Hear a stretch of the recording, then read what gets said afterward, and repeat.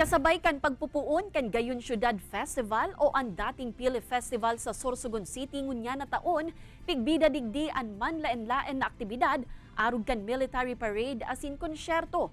Igwamanin layag painting kung sain ginibong canvas ang mga layag kan mga baroto, asin ang 3D art painting kung sain sa paagi kan tinampo sa may pier, nagpatiribayan ang mga local artist kan sa indang mga makatotohanang art painting.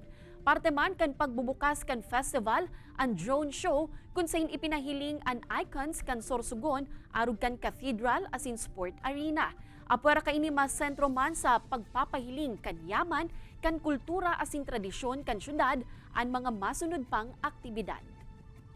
Marami pong events na maaaring abangan. Isa po dito yung cultural presentation. Ang cultural presentation po namin ay kasama namin dito ang DepEd Sorsogon City, kung saan ang mga estudyante mula high school and elementary ay nagkaroon ng presentation tungkol sa kultura, tradisyon, and values ng Sorsogon City.